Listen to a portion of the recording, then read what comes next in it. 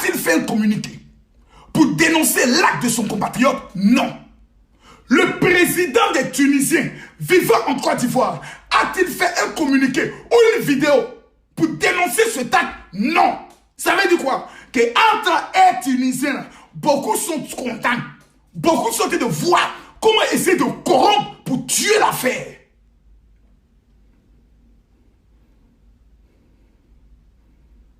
Vous savez, dans une période électorale aussi sensible que la Côte d'Ivoire, ne provoquez pas les Ivoiriens.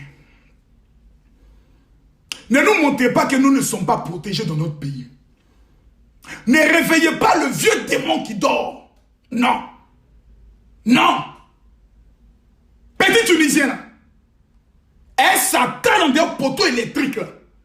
Il doit sentir qu'il est en Côte d'Ivoire. Félicitations au vigile qui a aidé les policiers à bien le minoter parce que j'ai entendu pas. J'ai bien aimé ça. Le son était pour ça faire pas. J'ai bien aimé ça.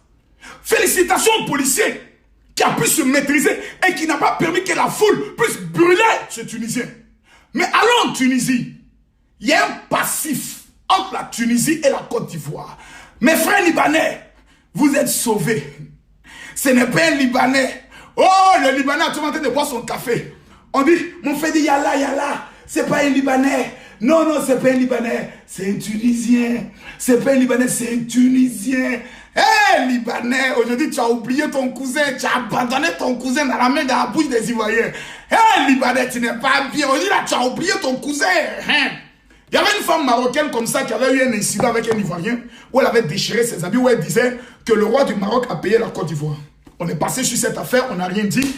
On s'est dit, bon écoutez, nous avons de très bonnes relations entre la Côte d'Ivoire et le Maroc. Le roi du Maroc était un ami, un grand ami de la Côte d'Ivoire qui a grandi au niveau de Trècheville. Et nous nous sommes dit, écoutez, il y a trop d'intérêts communs, laissons cette affaire. Parce que nous aimons le roi marocain. Et nous avons plein d'Ivoiriens qui vivent au Maroc. Mais allons en Tunisie. Tunisiens, je vais vous rappeler votre histoire. Parce que vous nous avez déjà démontré que nous là, nous sommes des sous-hommes. Continuons. Retournons. Retournons. C'est Makosso qui parle. C'est Makosso qui parle. Regardez ici. Nous sommes aujourd'hui. Regardez. C'est en Tunisie, hein? Le 4 août. Ouais, le 4 août de l'année dernière. 2019. Depuis le 3. C'était le 4 août 2019. Donc comptons. Septembre, octobre, novembre, décembre, janvier, février. Il y a 6 mois. En Tunisie, des policiers tunisiens ont pris des Ivoiriens et sont allés les jeter comme des chiens dans le désert. Et ils n'ont qu'à mourir dans le désert. Je me demande si l'ambassadeur de la Tunisie avait été convoqué par le ministère des Affaires étrangères. Souvent les taux légers. Non, non, non, non, non, non, non, non, non, non. Souvent les taux légers. Souvent là, nous-mêmes là, on est léger. C'est-à-dire, on ne se prend en foutaise. On se met dans une position de foutaise. Et n'importe qui peut se lever puis péter sur nos poings. N'importe qui. On a jeté des Ivoiriens comme des bêtes dans le désert. Qui l'a fait? Des policiers tunisiens. Est-ce qu'un Ivoirien peut gifler un policier tunisien en Tunisie? Le même jour, à la même heure, à la même minute, l'Ivoirien, il disparaît de la surface de la terre. Est-ce qu'un Ivoirien, un Camerounais peut gifler un policier turc en Turquie? On va aller tout à l'heure en Turquie. Vous allez voir comment ils nous traitent en nous emballant comme des colis, de la marchandise, comme de la viande. Regardons la vidéo. Mes amis, partagez la vidéo. Il en faut boire un peu. Et moi, je suis un spécialiste en matière de parole. Il ne faut pas vous allez venir vos bêtises les siennes. Je bois un peu. Allons-y. Je rappelle mon nom pour ceux qui veulent porter plainte. Mon nom c'est Makosso Kami. M-A-K-O-2-S-O C-A-M-I-2-L-E. Un policier ivoirien, mon frère, a été giflé à la main gauche par un arabe tunisien. Venez chercher l'argent de mon pays.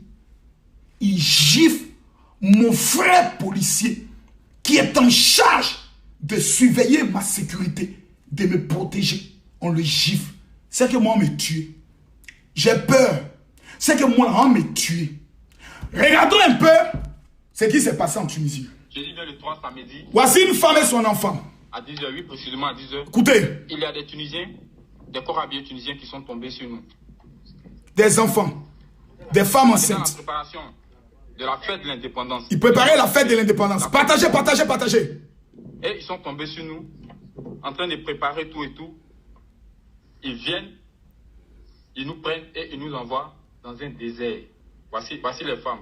Cette femme, elle est enceinte. Et ils nous mettent à la frontière. Ils savent que la Libye est un pays danger. Ils nous jettent en Libye. Voici cette dame avec son enfant. Elle est enceinte. Il y a 20 ans, on nous a jetés en brousse ici. Avec nos enfants, on n'a pas mangé ni rien à manger. Donnez pardonnez, venez en aide. On est là. Le soleil aussi est trop. Nos enfants n'ont pas l'eau à boire. Pardonnez. Ayez pitié de nous. Hey, Nyanwa, mon cœur me fait mal. Attendez, il y a pas Dolipan. Dolipan, Joko, il y a fait comme toi.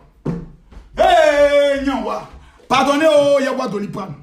Excusez-moi, je dois voir Dolipan. Dolipan, pardonnez, je dois voir Dolipan. Papa, je dois voir Dolipan. Ils sont laissés, non, attendez, je dois voir Dolipan. Johnny Pachoko, il y a pas Dolipan.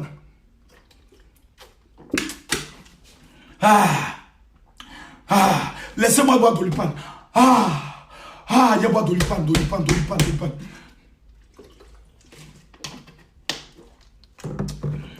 Monsieur l'ambassadeur de la Tunisie en Côte d'Ivoire, hier, vos policiers prenaient nos femmes enceintes, nos enfants, nos bébés et les jetaient dans le désert, à la frontière de la Libye, où on vend des noirs, comme au temps de la pièce taillée et de la pierre polie, au temps de Kunta Kinte.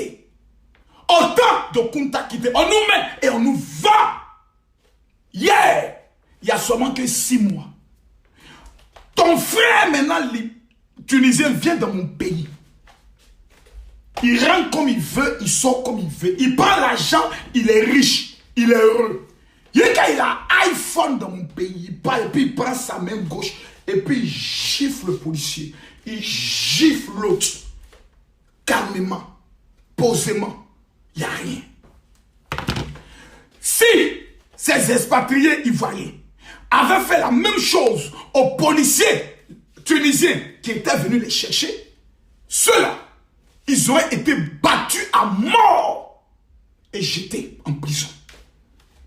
En Côte d'Ivoire, on a l'impression que n'importe qui peut se permettre de n'importe quoi.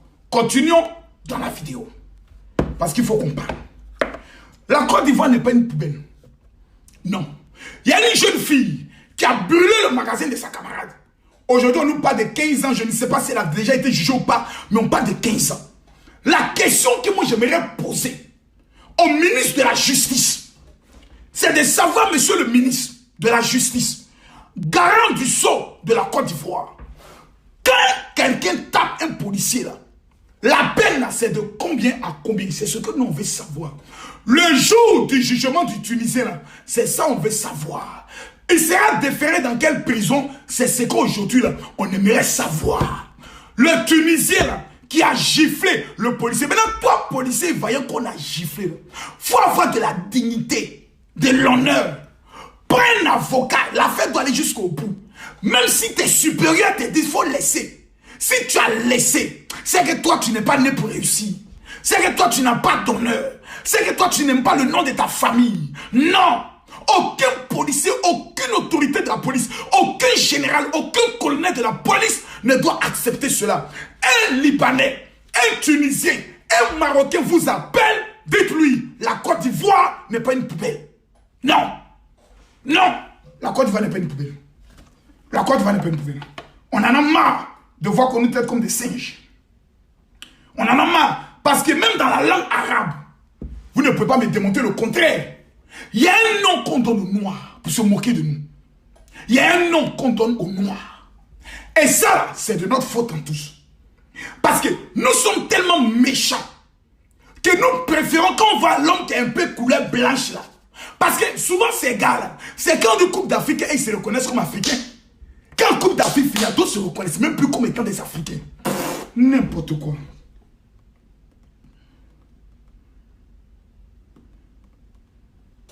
Je vais vous montrer une autre vidéo. Vous allez voir. Ça, ma connexion de con. Voici un Camerounais qui, selon les lois universelles, la loi universelle parle de la dignité humaine. L'homme est sacré. C'est défini par la charte de l'ONU. La liberté d'expression est défendue par la charte de l'ONU. Mes amis ivoiriens, n'allez pas frapper un Libanais. N'allez pas frapper un Tunisien. Le comportement d'un individu n'englobe pas toute une communauté. Ça, nous le savons. Nous sommes responsables pour cela. Mais le gars là, on doit faire de lui en Côte d'Ivoire un exemple. Quand il va manger benzin à la maca, quand il va manger benzin à la maca, quand lui va sortir de là-bas, il y a 3 choses qui délivrent un homme. Quand il est mal élevé là, c'est violon. Après violon, c'est la prière. Après prière, c'est avion. Les 3 choses, ça peut délivrer un homme. Quand quelqu'un est trop mal élevé, gifle policier là, prenez-le, amenez-le à la maca. Quand les prisonniers vont dire, eh mon vieux, mon gars, toi tu te croyais plus maudit que nous. Nous, on est les plus barbiers que toi. Toi, tu as giflé un policier, non? Bienvenue à l'enfer.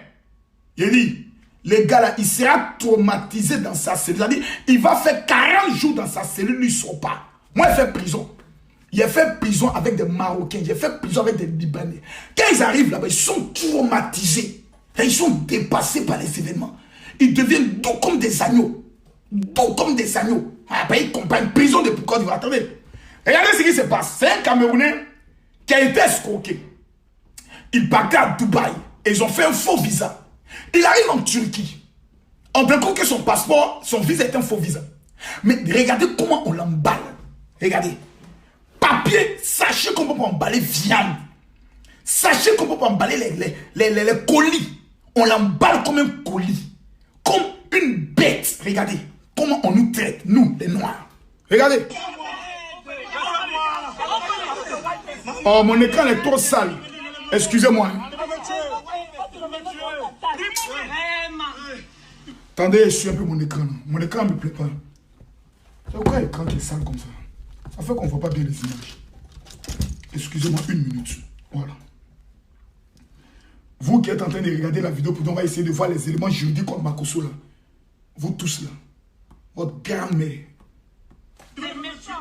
Regardez.